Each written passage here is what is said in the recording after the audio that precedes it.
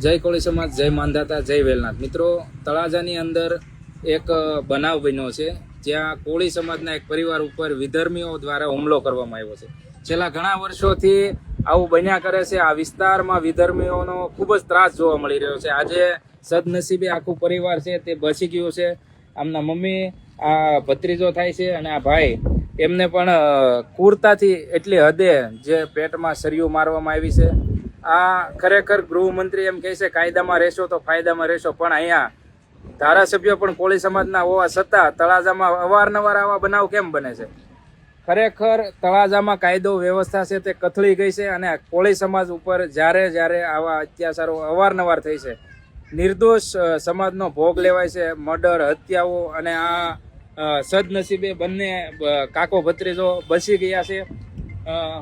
આખી વિસ્તારથી વાત કરો, શું બનાવ બન્યો હતો? હા, જે ફેમિલી ઉપર ગત 25 તારીખે હુમલો થયેલો અને અસામાજિક તત્વોએ, જે વિધર્મી લોકો છે, જે માનસિકતા, નેગેટિવ માનસિકતા ધરાવનાર વ્યક્તિએ આ ભાઈ ઉપર હુમલો કર્યો છે, આખા પરિવાર ઉપર.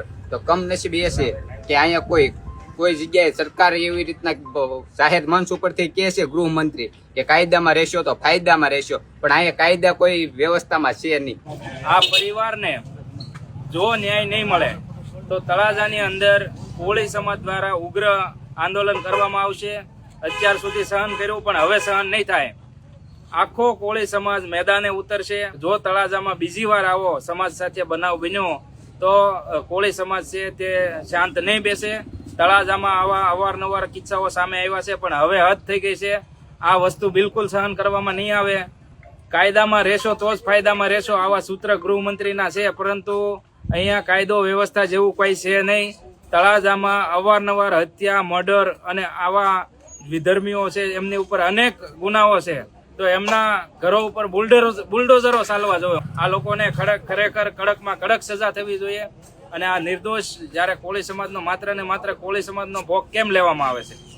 આ ભાઈ છે જે એક માલધારી સમાજના યુવક સાથે રહેતો હતો, એને એવું કહેવામાં આવ્યું કે તું એ યુવક સાથે કેમ રહેશો, એમ કરી અને એમને સરિયુંના ઘા મારવામાં આવ્યા. એટલું તો નહીં, પરંતુ એમના પરિવારના સભ્યો ઉપર પણ સરિયુંના ઘા મારવામાં આવ્યા. તો આ છે ગુજરાતનો કાયદો અને વ્યવસ્થા. આપના પોતાના પ્લેટફોર્મ લલકારને લાઈક કરો, ફોલો કરો, સબસ્ક્રાઇબ કરો અને શેર કરો.